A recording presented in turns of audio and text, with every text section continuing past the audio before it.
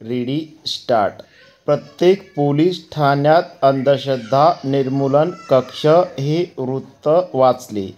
याबाबत राज्याचे विशेष महानिरीक्षक यांच्या वतीने जादूटोणा विरोधी कायद्याच्या प्रभावी अंमलबजावणीसाठी नुकत्याच ज्या सूचना जारी केल्या आहेत त्याबद्दल शासनाचे अभिनंदन करावे की 2013 साली पारित झालेल्या जादूटोणा विरोधी कायद्यातील तरतुदींची केवळ अंशतः अंमलबजावणी करण्यासाठी जवळपास 10 वर्षांहून अधिक काळ घेतल्याबद्दल दुःख व्यक्त करावे असा प्रश्न पडतो. परिच्छेद या कायद्याच्या कलम 5(1) नुसार पोलीस आयुक्त आणि जिल्हा पोलीस अधीक्षक यांच्या कार्यक्षेत्रात पोलीस निरीक्षक दर्जाचा दक्षता अधिकारी नेमण्याच्या तरतुदी अंमलबजावणी करावी.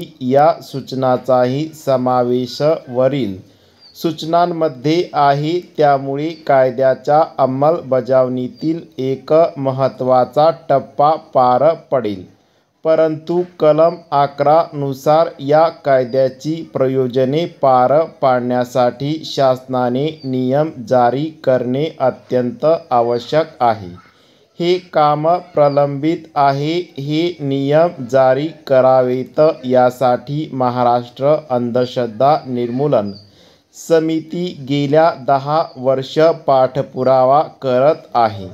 सरकारच्या सोयीसाठी या नियमांचा मसुदा देखील अनिसने शासनाकडे जमा केला आहे.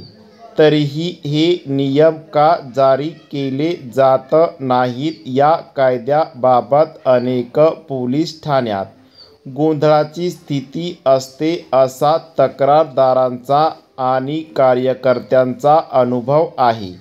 त्यासाठी कार्यकर्ते या कायद्याची चित्रमय पुस्तिका पोलिसांना देऊन त्यांच्याशी चर्चा करून पोलिसांसाठी आणि पोलीस पाटलांसाठी प्रशिक्षण शिबिरे आयोजित करतात.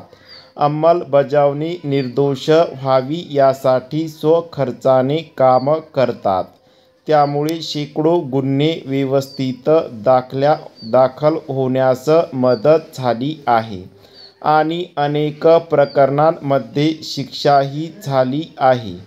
हे नियम अजूनही अस्तित्वात नसल्याने दक्षता अधिकाऱ्यास चाचपडत काम करावे लागणार आहे. प्रभावी अंमलबजावणी करण्यासाठी सरकारने हे नियम तातडीने जारी केले पाहिजेत. तसेच या कायद्याच्या प्रभावी अंमलबजावणीसाठी शासनाने स्थापन केलेल्या समितीमध्ये अंधश्रद्धा निर्मूलनाचे कार्य करणाऱ्या सर्व संघटनांना योग्य प्रतिनिधित्व दिले पाहिजे. डॉ. नरेंद्र दाभोळकर यांच्या सर्वोच्च त्यागाला यामुळे न्याय मिळेल. परिच्छेद व्हिडिओ आवडल्यास चॅनलला सबस्क्राईब करा आणि शेअर करा.